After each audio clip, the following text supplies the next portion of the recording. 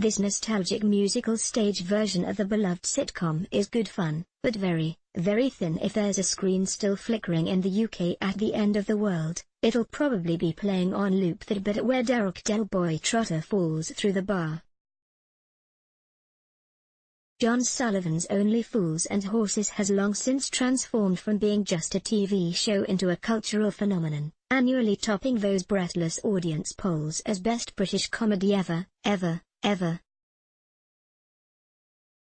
It's on that tidal wave of public adoration that this musical version of the misadventures of Wheeler Dealer Del Boy, his hapless brother Rodney and their granddad, living together in on a Peckham Council estate at the tail end of the 80s, sails into the West End's Royal Haymarket Theatre. It's co-written by Jim, son of John Sullivan, and comic actor extraordinaire Paul Whitehouse, who's also on stage as Grandad. Director Caroline J. Ranger sets out her market stall early, as Del Boy. Tom Bennett promises plonker Rodney, Ryan Hutton, that this time next year, we'll be millionaires. What follows is a blizzard of catchphrases, quotes and characters. Boise and Marlene, Trigger, Mickey and Denzel are all crammed on stage and into the nag's head. When Del tries hawking dodgy Eiffel Towers to the audience, he's also selling us easy nostalgia. His battered Reliant car turns up like a guest star. It's affectionate fun. There are some good gags, including an early tease of Del's bar fall, and the original TV show's iconic theme tune works well as a refrain, sung by the cast, for the twinkly cheekiness of this show's tone. And while Bennett lacks David Jason's instinctive irrepressibility, his Del is a goofy, sympathetic presence. He, Hutton, making a strong professional debut here, and a predictably pitch-perfect Whitehouse have good chemistry as lovingly exasperated family. But, by God, the show's storyline is stretched so thinly here, it practically squeaks.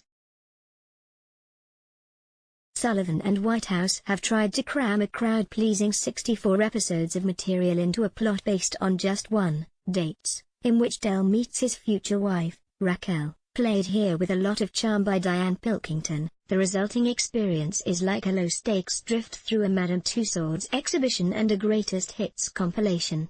Ranger's slightly stiff staging doesn't help that sense.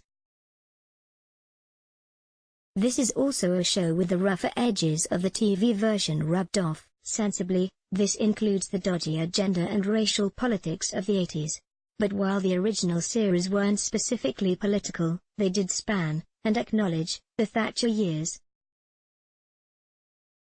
Here, a fantasy sequence inspired by Trigger's vision of the future, Don't Ask, of soy latte selling baristas is as much about a fairy tale of the past as a jibe at gentrification, and Sullivan and Whitehouse's newness to musicals. This is their first, shows in songs that, despite some nice music hall and 80s ballad callbacks, are fairly unmemorable.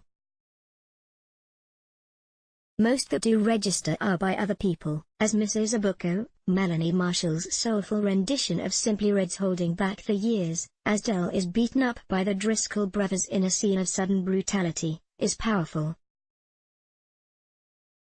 This is one of too few moments where this production, entertaining as it is, finds its own feet and doesn't simply prop itself up against the past.